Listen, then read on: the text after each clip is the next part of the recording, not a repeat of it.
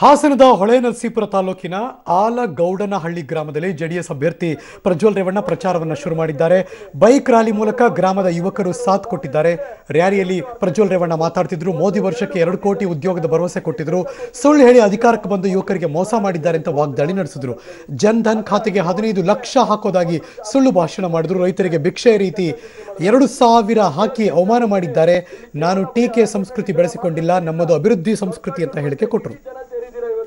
ದೊಡ್ಡಕಾಡ್ನೂರ್ ಪಂಚಾಯತಿಲಿ ಯಾರಾದ್ರೂ ಒಬ್ಬ ಇವತ್ತು ಯುವಕ ಏನಾದ್ರು ಮೋದಿ ಹೆಸರು ಹೇಳ್ಕೊಂಡು ಕೆಲ್ಸಕ್ಕೆ ಹೋಗ್ತಾ ಇದ್ದೀರಾ? ದಯವಿಟ್ಟು ಚರ್ಚೆ ಮಾಡಬೇಕು. ಸುಳ್ಳಿನ ಸುರಿಮಳೆಗಳನ್ನ ಅಳಿಸೋದಲ್ಲ. ಇವತ್ತು ನಾನೊಂದು ಭಾಷಣದಲ್ಲಿ ಹೇಳಿದೆ, ಸುಳ್ಳಿನ ಕೆರೆ ಸುಳ್ಳಿನ ಸಮುದ್ರಕ್ಕೆ ಸೇರ್ಬೇಕು ಅಂತ. ಪವಿತ್ರವಾದ ಕೆರೆ ಪವಿತ್ರವಾದ ಸಮುದ್ರಕ್ಕೆ ಸೇರ್ಬೇಕು. ಅಪವಿತ್ರ ಮಾಡಕ್ ಆಗೋದಿಲ್ಲ, ಅದನ್ನ ಯಾವುದೇ ಕಾರಣಕ್ಕೂ ಮಾಡಕ್ ಆಗೋದಿಲ್ಲ. ದಯವಿಟ್ಟು ಅರ್ಥ ಮಾಡ್ಕೊಳ್ಬೇಕಾಗ್ತದೆ. ಇವತ್ತು ನಮ್ಮ ರೈತರು ಬಾಂಧವರು ಎಲ್ಲರೂ ಬ್ಯಾಂಕ್ ಅಕೌಂಟ್ ಓಪನ್ ಮಾಡಿದ್ದು ಜನ್ದಿನ್ ಅಂತ ಒಂದು ಬ್ಯಾಂಕ್ ಅಕೌಂಟ್ ಮಾಡಿ ಏನು ಎಲ್ಲರಿಗೂ ಫ್ರೀಯಾಗಿ ಬ್ಯಾಂಕ್ ಅಕೌಂಟ್ ಮಾಡ್ತೀನಿ ಅಂತ ಹೇಳಿ 15 ಲಕ್ಷ ರೂಪಾಯಿ ನಿಮ್ಗೆ ದುಡ್ಡು ಹಾಕ್ತೀನಿ 6 ತಿಂಗಳಲ್ಲಿ ಅಂತ ಹೇಳಿದ್ರು. ಇವತ್ತು 5 ವರ್ಷ ಆಗಿದೆ, 1 ರೂಪಾಯಿ ಕೂಡ ಇವತ್ತು ನಮ್ಮ ರೈತರ ಬ್ಯಾಂಕ್ ಅಕೌಂಟ್ ಬಿದ್ದಿಲ್ಲ ಇವತ್ತು ಸ್ನೇಹಿತರೆ.